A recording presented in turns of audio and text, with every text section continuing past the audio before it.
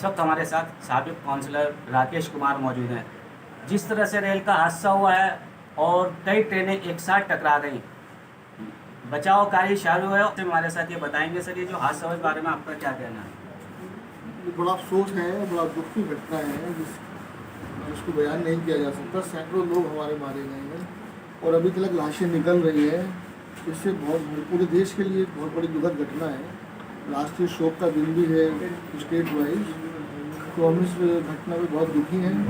बस यही प्रार्थना भी कर रहे हैं ऊपर वालों के लिए, जो मरने वाले हैं उनके लिए प्रार्थना कर रहे हैं कि भगवान उनकी आत्मा को शांति दे, उनके परिवार वालों को सब्र दे, ताकि इस दुख की घड़ी में वो इस जो घटना हुई है, इतनी बड़ी हानि जो हुई है, इसको सहन कर सकें। जानना चाहूँगा, ये जो हादसा होता है तो इसका जिम्मेदार कौन होता है, और ये अक्सर हादसे होते रहते हैं?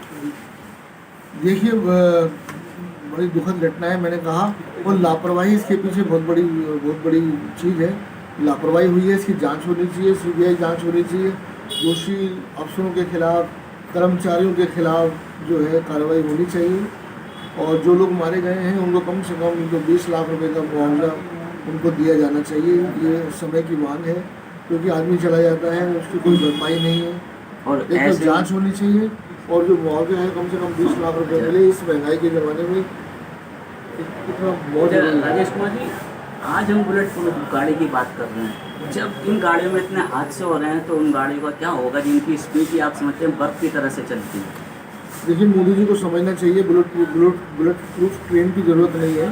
जो हमारी ट्रेनें चल रही हैं इसी को सही ढंग से चला लें। ये हादसे जो आए दिन होते रहते हैं, इससे सबक लें, अच्छी सुविधाएं दें, हमारे रेल यात्रियों को सुविधाएं मिलें। हम देखते हैं अक्सर रेलों के अंदर पेल रहती है लोगों की। जो जनरल डब्बे हैं वो एक के ऊपर एक चढ़ा हुआ है आदमी, तो रेलें ज़्यादा चलाने की ज़रूरत है, ताकि रेल यात्रियों को सुविधा मिले। ये बुलेट ट्रेन की ज़रूरत नहीं है। और बुलेट ट्रेन का सपना दिखाना और अपने बुलेट ट्रेन की बात करके आप अपने आप को ये समझ रहे हैं कि हम बहुत हम जो है आसमान पे पहुंच गए हैं, तो उनको ज़मीन पे रहने की ज़रूरत है। हालांकि हमें उनसे कोई उम्मीद नहीं है, क्योंकि वो एक ऐसे शख्स हैं जिन्होंने रेलवे के प्लेटफार्मों को बेचा है और रेलवे को बेचने की साजिश कर रहे हैं। तो वो चलाएंगे क्या? तो मुझे लगता है कि वो रेलवे चलाने के लायक नहीं है। जब भी ऐसी बातें करते हैं, कभी रेलवे को प्राइवेटाइजेशन करने का क्या मतलब है? जो डिपार्टमेंट घाटे में नहीं है उसको आप कैसे प्राइवेट करने जा रहे हैं, किसकी इजाज़त से करने जा रहे हैं? और मोदी सरकार को देखिए, पूरा देश बेच रही है। पता नहीं कितने डिपार्टमेंट उन्होंने औने पौने दामों पे बेच दिए हैं। ये मोदी सरकार की नाकामी है। बुलेट ट्रेन की बात करते हैं, ये हम लोगों के लिए, हमारे देश के लिए इतना ज़रूरी नहीं है। हमारे देश के लिए रोजी और रोज़गार, और ये रेल अच्छी तरह चले, अच्छी सुविधाएं मिलें, और कम जो रेट बढ़ गए हैं रेलवे के, इसको भी कम करने की ज़रूरत है। देखिए, एक आपकी ये महारैली शुरू होने जा रही है और 2024 का इलेक्शन भी आ रहे हैं, तो कहीं ऐसा तो नहीं है जो इलेक्शन स्टंट है, या वाकई में इसमें ऐसा कुछ होने जा रहा है? नहीं, कोई इलेक्शन स्टंट नहीं है कि मोदी सरकार की तानाशाही के खिलाफ पूरा देश परेशान है। आप देखिए ना, पूरे देश में किसान परेशान है, छात्र परेशान है, हमारे ओलंपियन पहलवान, हमारी महिलाएं, वो संघर्ष कर रही है अपने आत्म स्वाभिमान के लिए, अपने मान सम्मान के लिए। और सभी लोग को आज धरने प्रदर्शन कर रहे हैं। लेकिन मोदी सरकार की तानाशाही के खिलाफ पूरा देश एकजुट है, तमाम विपक्ष एकजुट होने जा रहा है।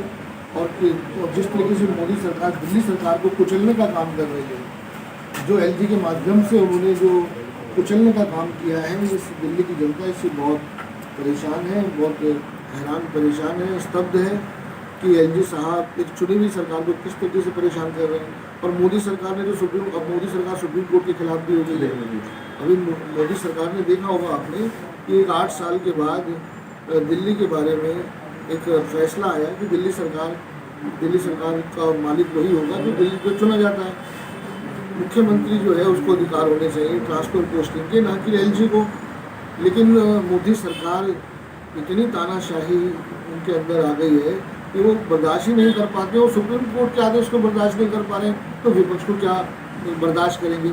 तो देखिए, आज संविधान बचाने की लड़ाई है, आज लोकतंत्र बचाने की लड़ाई है।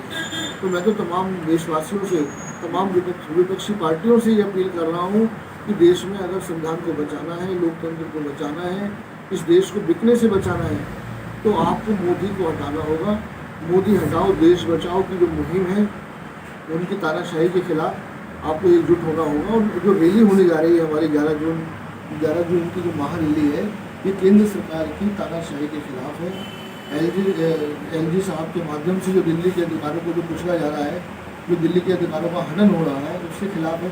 और बहुत सारी चीज़ें हैं, वो बिजली पानी की सुविधाएं खत्म करना चाहते हैं। जो महिलाएं हम लोग बसों में फ्री सर्विस दे रहे हैं, उसको वो सर्विसें खत्म करना चाहते हैं। उन्हें अच्छा नहीं लग रहा है कि हमारी केजरीवाल सरकार काम कर रही है। स्कूल के क्षेत्र में हमने अच्छे काम किए हैं, हॉस्पिटल के क्षेत्र में हमने अच्छे काम किए हैं। तो आम आदमी पार्टी को बर्दाश्त नहीं कर पा रहे हैं मोदी सरकार। और मगर आम आदमी पार्टी की हिंदुस्तान चलेगा नहीं। आज विपक्ष को भी आम आदमी पार्टी की ज़रूरत है और आम आदमी पार्टी को विपक्ष की ज़रूरत है। दोनों को एक साथ मिलकर काम करना होगा।